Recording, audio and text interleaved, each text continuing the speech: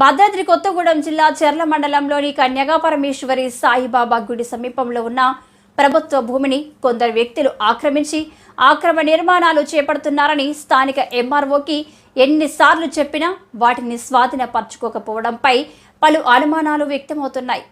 ఇట్టి విషయమై సిబిఐ విచారణ జరపాలని, జిల్లా కలెక్టర్ జోక్యం చేసుకోవాలని CPI ML mass line Prajapantha party division నాయకులు కొండా చరణ్ అన్నారు.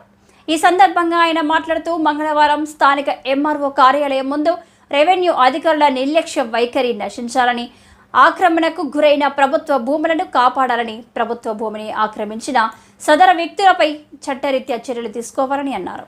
లేని ఎడల ఈ నెల 6వ తారీఖున స్థానిక రెవెన్యూ కార్యాలయం ముందు దీక్షలు తప్పవని అధికారులను హెచ్చరించారు.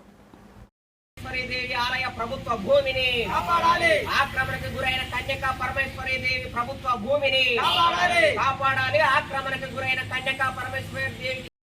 నా పేరు Konda Charan, CPI ML mass line Prajapantha party division నాయకుడిని. మన చెర్ల మండలంలో మీ అందరికీ తెలుసు, గతంలో వరద బాధితులకు 5 సెంట్ల ఇంటి స్థలం ఇవ్వాలని చెప్పేసి అడిగినప్పుడు అప్పుడు రెవెన్యూ అధికారులు కానీ ఇతర అధికారులు కానీ వ్యవహరించినటువంటి దుర్మార్గమైనటువంటి వ్యవహార శైలి మనకు తెలుసు.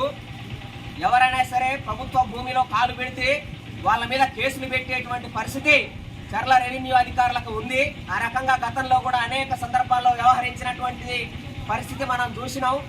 కానీ ఈ రోజున ఇదే చెర్ల మండలంలో కన్యకా పరమేశ్వరి దేవికి ఆలయానికి సంబంధించినటువంటి ప్రభుత్వ భూమి ఆక్రమణకు గురైందని, ఆ దేవాలయానికి సంబంధించినటువంటి భూమిలో అక్రమంగా ఆక్రమించి ఆ ప్రభుత్వ భూమిని ఆక్రమించి ఇళ్ల నిర్మాణం చేపడుతున్నారని గత 3 నెలల నుంచి ఇక్కడ చెర్ల మండల రెవెన్యూ అధికారులకి మొరబెట్టుకున్నాం, మొత్తుకున్నాం.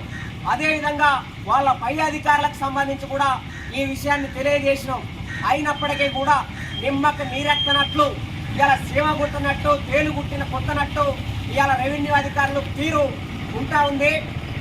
కనీసం ఇప్పటికీ ఇన్ని నెలలు అవుతున్నప్పటికీ కూడా ఒక్క నోటీసు కూడా ఆక్రమణదారులకు ఇచ్చినటువంటి పరిస్థితి కనబడడం లేదు. అంతేకాకుండా ఇవాళ గ్రామ పంచాయతీ చెర్ల మేజర్ గ్రామ పంచాయతీ కార్యదర్శి ప్రభుత్వ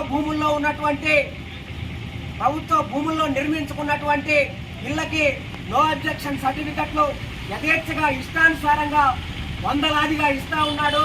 అందులో భాగంగానే కన్యకా పరమేశ్వరి దేవి భూమిలో నిర్మించినటువంటి ఇళ్లకు కూడా ఆ రకమైనటువంటి నో అబ్జెక్షన్ సర్టిఫికెట్ ఇవ్వడం జరిగింది. అదేవిధంగా కరెంటు మీటర్లు కూడా జారీ చేయడం జరిగింది. ఈ సందర్భంగా మేము రెవెన్యూ అధికారులని, పంచాయతీ అధికారులని, విద్యుత్ అధికారులని ప్రశ్నిస్తూ ఉన్నాం.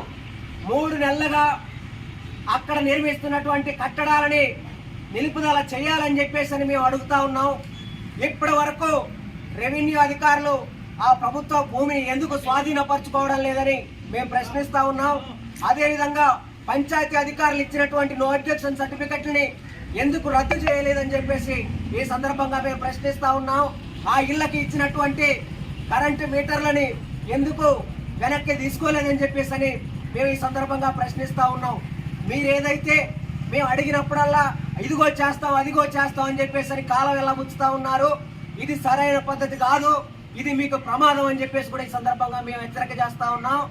జరుగుతున్నటువంటి ఈ పరిణామాలను గమనిస్తే రెవెన్యూ అధికారులు, పంచాయతీ అధికారులు, విద్యుత్ అధికారులు లంచాలు తీసుకోవడం వల్లనే ఈ రకంగా నిర్లక్ష్యంగా వ్యవహరిస్తూ ఉన్నారు. లంచాలు తీసుకోవడం వల్లనే వాళ్ళని ఆక్రమించిన వారి పట్ల మెతక వైఖరి వ్యవహరిస్తున్నారని చెప్పేసి మాకు అనుమానం కలుగుతూ ఉంది. ఖచ్చితంగా మీ వ్యవహార శైలి